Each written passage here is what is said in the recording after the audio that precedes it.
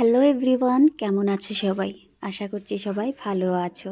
তো আজকে দেখো সকাল সকাল আমাদের বাড়িতে ঘর উঠোন সব লেপা হচ্ছে। কারণ কি, কালকে হচ্ছে পৌষ সংক্রান্তি। আর এই পৌষ সংক্রান্তির আগের দিনে আমাদের গ্রামে প্রায় প্রত্যেকটি বাড়িতেই উঠোন লেপা হয়। কারণ সংক্রান্তির দিনে আমাদের এখানে ঘরে ঘরে কীর্তন করা হয়, যাকে নগর কীর্তন বলে। তো তার জন্যেই আমাদেরও দেখো সকাল সকালই উঠোন ঘর লেপা হয়েছে। আর এদিকে দেখো আমি চলে এসেছি বাগানে গাছ উঠাতে।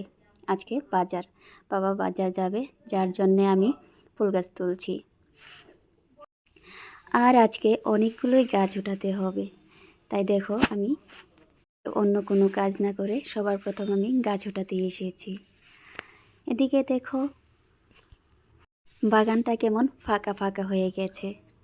যখন বাগানটা ভর্তি ছিল কতই না ভালো লাগতো, এখনও ভালো লাগছে, তবে অনেকটাই ফাঁকা ফাঁকা হয়ে গেছে। আর আমার এই কাজগুলো করতে ভীষণ বেশি ভালো লাগে। আর ফুলের সাথে কাজ করতে কারই না ভালো লাগে না। সবারই হয়তো ফুলের সাথে কাজ করতে ভালো লাগে। ফুল সবারই প্রিয়, আমার যেরকম ভীষণ প্রিয়।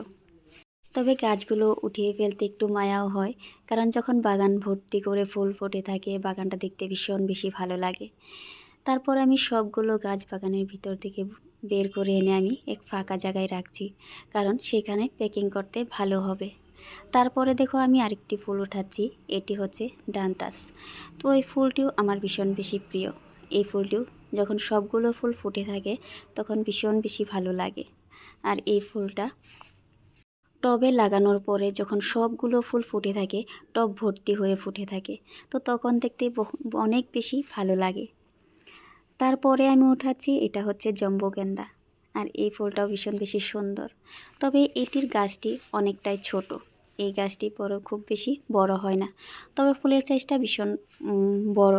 ফুলটা অনেক বড় হয়, গাছের প্রতি ফুলটা বড়, তবে গাছটা ছোট, যার জন্যে গাছটি ভালো লাগে, তবে ফুলটি বেশি সুন্দর, গাছটি অনেকটাই ছোট।